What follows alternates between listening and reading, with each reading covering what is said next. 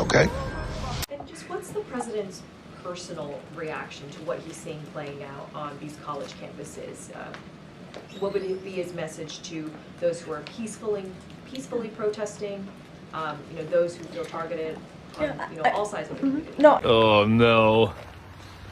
Here we go again. Here we go again. I hear your question. I think the president's been very clear. He put out a statement in his Passover statement. He talked about we can't be silent here. Silent is complicit. What is that supposed to mean? And we can't allow that.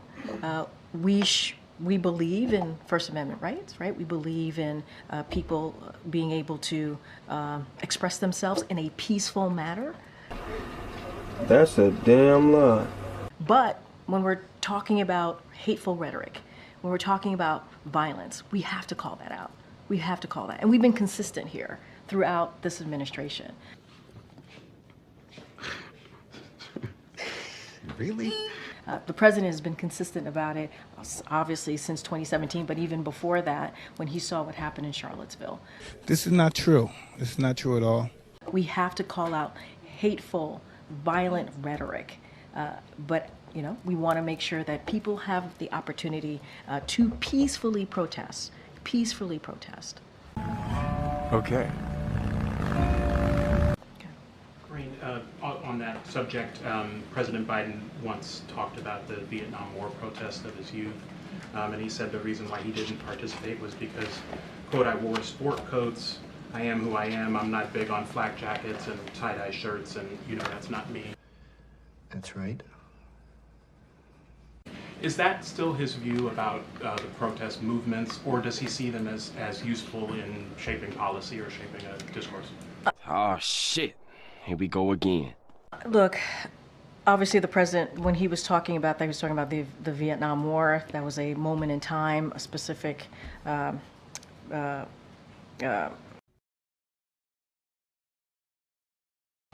when he was younger and how he felt about that situation.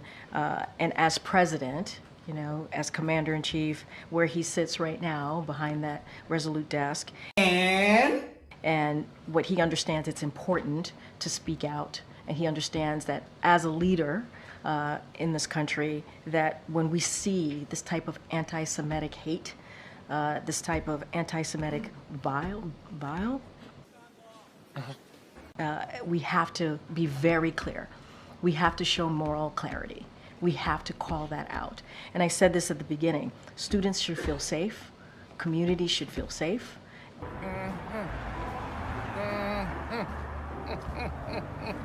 And we can't stay silent. Obviously, it is a deeply painful moment. He sees that. He understands that. No, I don't think so. And he will always support and believes in free speech and debate and non-discrimination on college campuses, as I said moments ago. And that is a lie. But we have to be able to do this and protest in a peaceful way. I don't think that takes away from the comments that you just made, that you just gave back to me that the president made. I don't think that's any different, right, than what the president is saying right now, right? Seriously. You have to be able to peacefully protest, but you got to call out hate.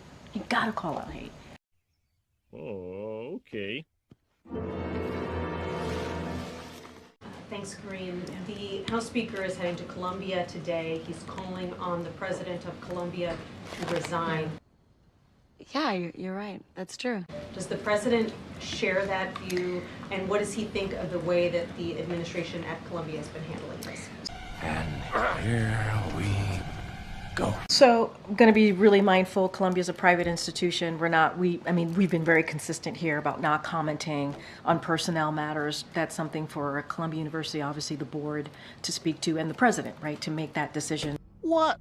Oh, come on, man. So I'm not going to comment on that. That is obviously the speaker's privilege to speak for himself and what he sees.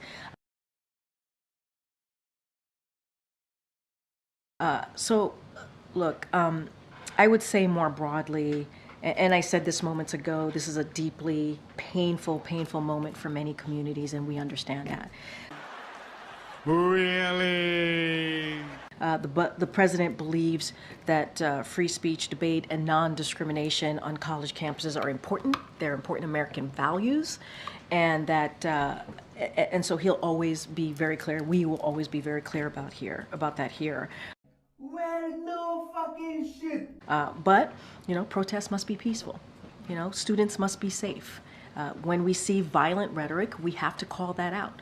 When we see physical intimidation or grotesque anti-Semitic remarks, we have to speak that out. Okay. And you saw that from the president's statement when this president's statement on Passover. He talked about that. He talked about action, taking action, and making sure that we're calling that out.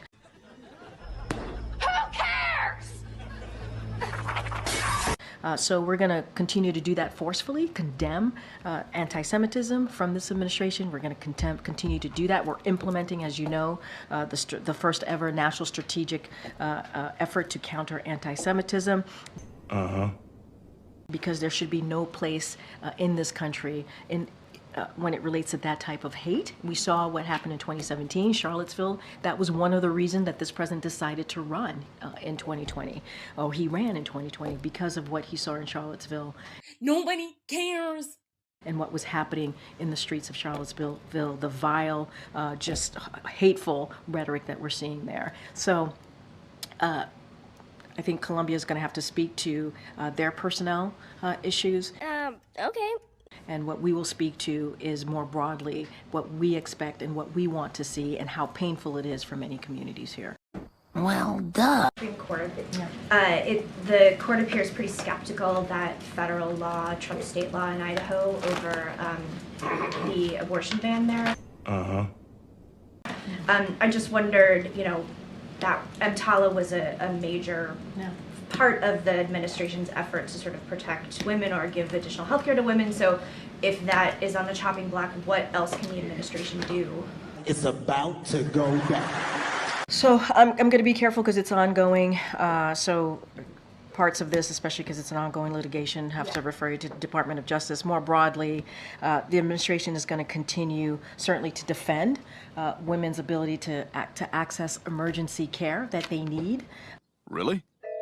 They should have under federal law, and so that is a commitment that this administration is going to continue to ensure. That's a lie.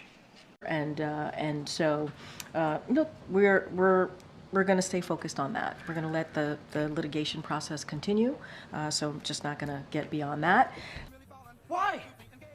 But more broadly, we believe that women should not be denied the access of health care that they need. We've been very clear in the Biden-Harris administration about how important it is that women get that emergency care. We're talking about lives. We're talking about women's lives here.